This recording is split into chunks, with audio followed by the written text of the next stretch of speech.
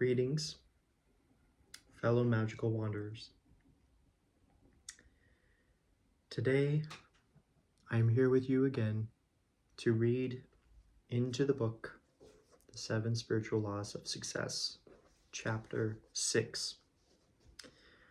Last reading, we did Chapter 5, which was such an eye-opening read. Like, I can't even begin to explain how important it is to have an intention and a genuine desire in what you're looking to manifest into your life. And that's what the last chapter was all about. So if that topic interests you, or if it piques your interest, feel free to go on my profile and look at the playlist called Our Virtual Book Club. And there I have all the episodes of each chapter listed, and you can tap into any one that you want at any time. It is free. And each of these chapters is going to be published there, and also in the future books that I'm sharing, the chapters will be a part of that playlist as well. So without further ado, we are going to begin to read Chapter 6, which is talking all about the Law of Detachment. The Law of Detachment.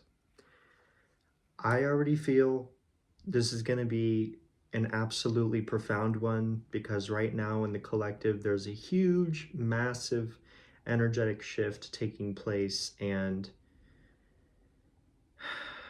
it's really a time in which we have the utmost access to living from a true cosmic heart, from true cosmic love.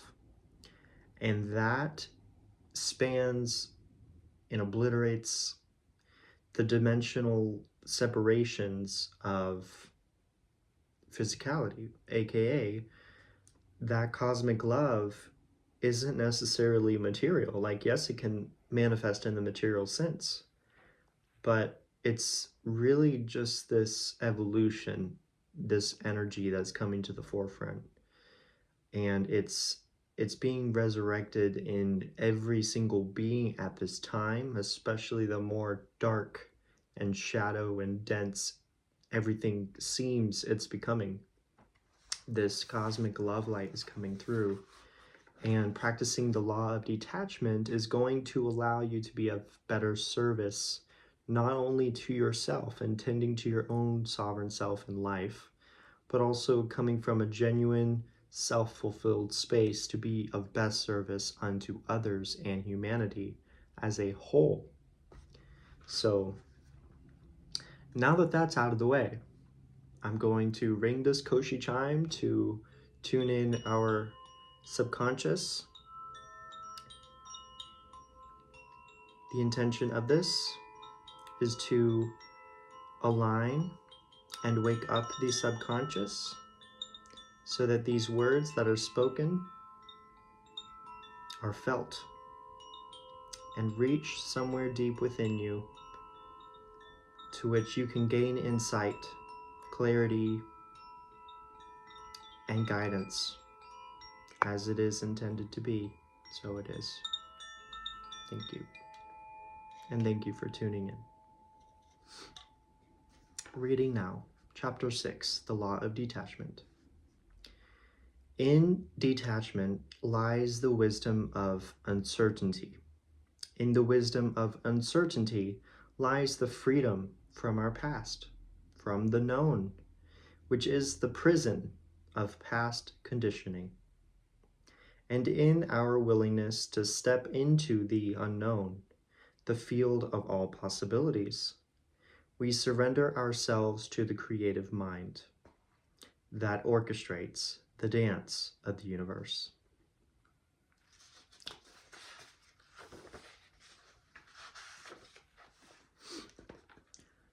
Like two golden birds perched on the self-same tree, intimate friends, the ego and the self dwell in the same body. The former eats the sweet and sour fruits of the tree of life, while the latter looks on in detachment. The Mundaka Upanishad. That was a quote. Now reading into the full chapter.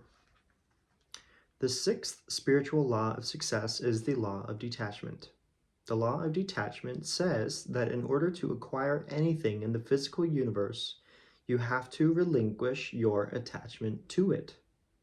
This doesn't mean you give up the intention to create your desire. You don't give up the intention, and you don't give up the desire. You give up your attachment to the result. This is a very powerful thing to do. The moment you relinquish your attachment to the result, combining one-pointed intention with detachment at the same time, you will have that which you desire. Anything you want can be acquired through detachment, because detachment is based on the unquestioning belief in the power of your true self. Attachment, on the other hand, is based on fear and insecurity. And the need for security is based on not knowing the true self. The source of wealth, of abundance, or of anything in the physical world is the self. It is the consciousness that knows how to fulfill every need. Everything else is a symbol. Cars, houses, banknotes, clothes, airplanes. Symbols are transitory. They come and go. Chasing symbols is like settling for the map instead of the territory. It creates anxiety. It ends up making you feel hollow and empty inside because you exchange yourself for the symbols of yourself. Attachment comes from poverty consciousness, because attachment is always to symbols. Detachment is synonymous with wealth consciousness, because with detachment there is freedom to create. Only from detached involvement can one have joy and laughter. Then the symbols of wealth are created spontaneously and effortlessly. Without detachment, we are prisoners of helplessness, hopelessness, mundane needs, trivial concerns, quiet desperation, and seriousness. The distinctive features of everyday mediocre existence and poverty consciousness. True wealth consciousness is the ability to have anything you want, anytime you want, and with least effort. To be grounded in this experience, you have to be grounded in the wisdom of uncertainty. In this uncertainty, you will find the freedom to create anything you want. People are constantly seeking security, and you will find that seeking security is actually a very ephemeral thing. Even attachment to money is a sign of insecurity. You might say, when I have X million dollars, then I'll be secure. Then I'll be financially independent and I will retire.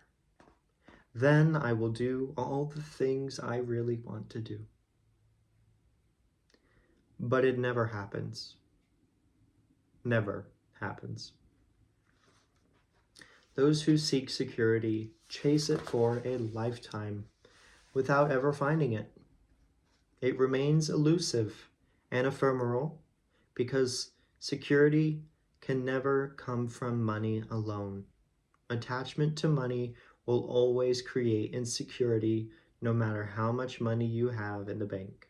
In fact, some of the people who have the most money are the most insecure. The search for security is an illusion. In ancient wisdom traditions, the solution to which this whole dilemma lies in the wisdom of insecurity, or the wisdom of uncertainty. This means that the search for security and uncertainty is actually an attachment to the known. And what's the known? The known is our past. The known is nothing other than the prison of past conditioning. There's no evolution in that. Absolutely none at all.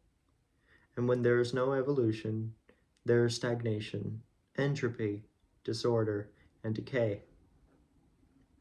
Uncertainty, on the other hand, is the fertile ground for pure creativity and freedom. Uncertainty means stepping into the unknown in every moment of our existence. The unknown is the field of all possibilities, ever fresh, ever new, always open to the creation of new manifestations. Without uncertainty and the unknown, life is just stale repetition of outworn memories. You become the victim of the past, and your tormentor today is yourself left over from yesterday. Relinquish your attachment to the known. Step into the unknown, and you will step into the field of all possibilities. In your willingness to step into the unknown, you will have the wisdom of uncertainty factored in. This means that in every moment of your life, you will have excitement, adventure, mystery. You will experience the fun of life, the magic, the celebration, the exhilaration, the exultation of your own spirit. Every day you can look for the excitement of what may occur in the field of all possibilities. When you experience uncertainty, you are on the right path, so don't give up. You don't need to have a complete and rigid idea of what you'll be doing next week or next year, because if you have a very clear idea of what's going to happen and you get rigidly attached to it, then you shut out a whole range of possibilities. One characteristic of the field of all possibilities is infinite correlation. The field can orchestrate an infinity of space-time events to bring about the outcome that is intended. But when you are attached, your intention gets locked into a rigid mindset, and you lose the fluidity, the creativity, and spontaneity inherent in the field. When you get attached, you freeze your desire from that infinite fluidity and flexibility into a rigid framework which interferes with the whole process of creation. Okay, that hit home for me personally. The law of detachment does not interfere with the law of intention and desire, the last chapter, with goal setting. You still have the intention of going in a certain direction. You still have a goal. However, between point A and point B, there are infinite possibilities. With uncertainty factored in, you might change direction in any moment if you find a higher ideal, or if you find something more exciting. You are also less likely to force solutions on problems, which enables you to stay alert to opportunities. The law of detachment accelerates the whole process of evolution. When you understand this law, you don't feel compelled to force solutions. When you force solutions on problems, you only create new problems. But when you put your attention on the uncertainty, and you witness the uncertainty while you expectantly wait for the solution to emerge out of the chaos and confusion, then what emerges is something very fabulous and exciting. This state of alertness, your preparedness in the present, in the field of uncertainty, meets with your goal and your intention and allows you to seize the opportunity. What's the opportunity? It's contained within every problem that you have in your life. Every single problem that you have in your life is the seed of an opportunity for some greater benefit. Once you have that perception, you open up to a whole range of possibilities, and this keeps the mystery, the wonder, the excitement, the adventure alive. You can look at every problem you have in your life as an opportunity for some greater benefit.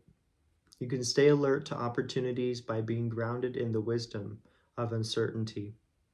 When your preparedness meets opportunity, the solution will spontaneously appear. What comes out of that is often called good luck. Good luck is nothing but preparedness and opportunity coming together. When the two are mixed together with an alert witnessing of the chaos, a solution emerges that will be of evolutionary benefit to you and to all those that you come into contact with. This is the perfect recipe for success, and it is based on the law of detachment. Pausing there, have your own reflections, just sit with what was just read, and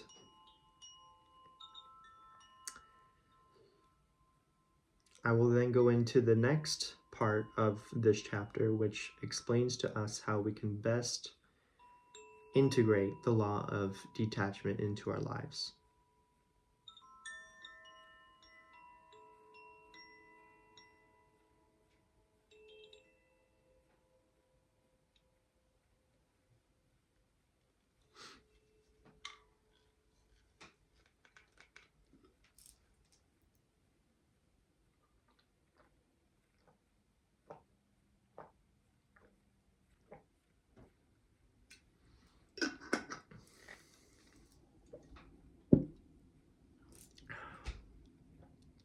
All right.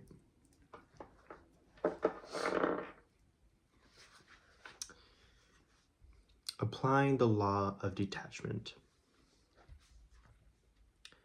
I will put, and this speaks in self-affirmation tone. So as I'm reading, feel free to speak along the affirmation or instructions with me. I will speak semi-slowly so that we can be saying the same thing and kind of calling this in like a prayer, of a decree for ourselves to follow along with this. So repeat after me. I will put the law of detachment into effect by making a commitment to take the following steps. 1. Today, I will commit myself to detachment. I will allow myself and those around me the freedom to be as they are. I will not rigidly impose my idea of how things should be. I will not force solutions on problems, thereby creating new problems. I will participate in everything with detached involvement.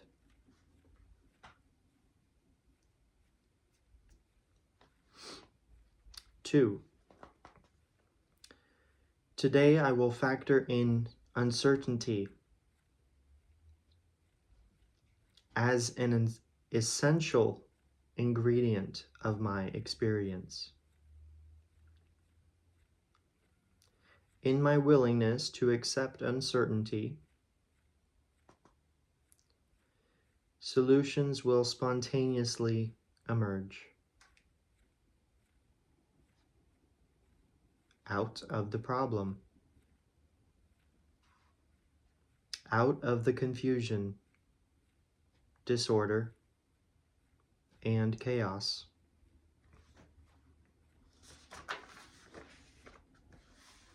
The more uncertain things seem to be, the more secure I will feel. Because uncertainty is my path to freedom.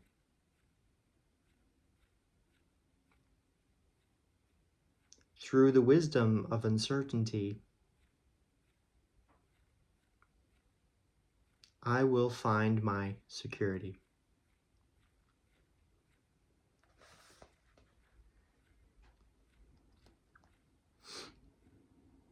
And lastly, number 3. I will step into the field of all possibilities and anticipate the excitement that can occur when I remain open to an infinity of choices. When I step into the field of all possibilities, I will experience all the fun, adventure, magic, and mystery of life. And so it is. That is chapter 6, the Law of Detachment. Now, a brief note. In practicing this law of detachment myself for a while now, it has allowed me to handle certain situations that were maybe perhaps a bit volatile or out of my control, or something that I wasn't preferring to be experiencing.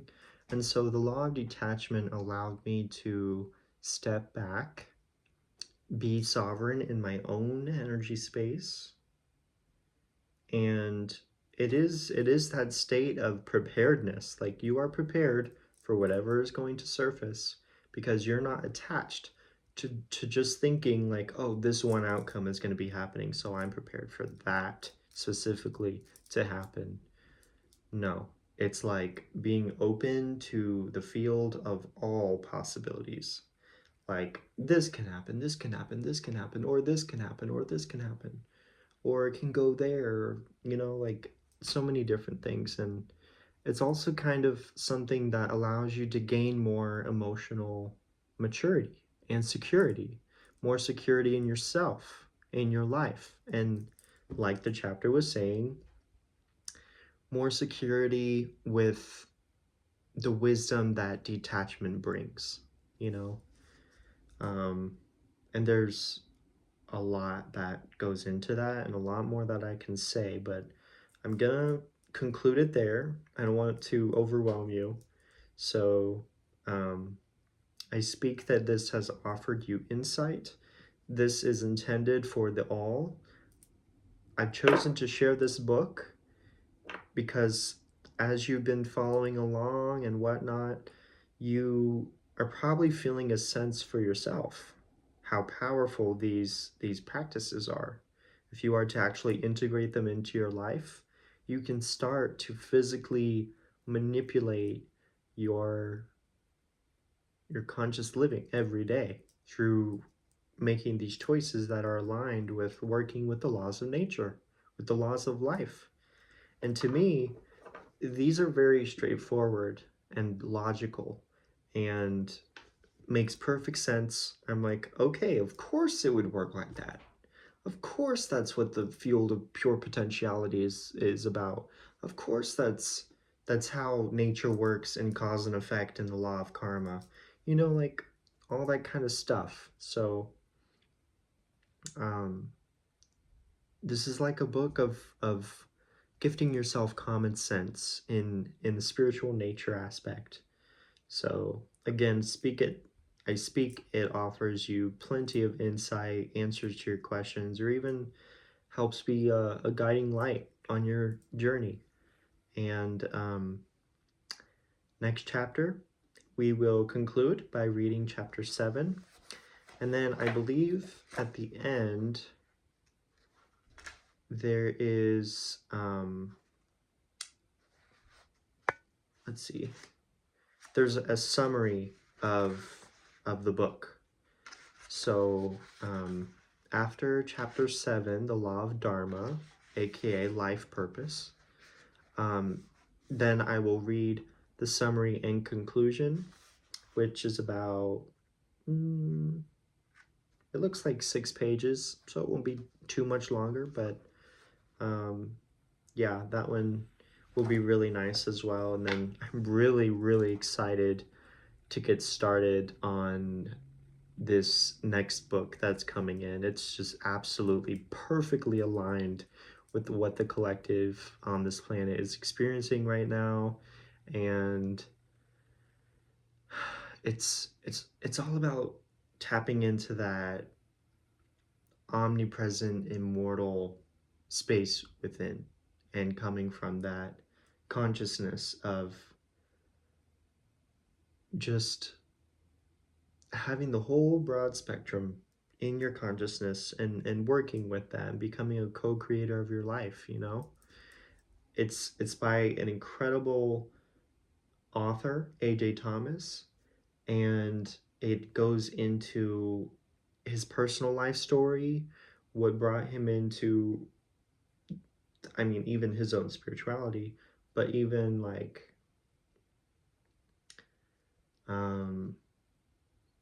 his story on how this book has come to be, what inspired him to even talk about all this stuff that's like freaking just profound. Like I can't even explain it anything more.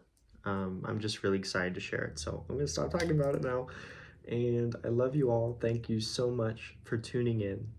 And till next time, I love you. Namaste.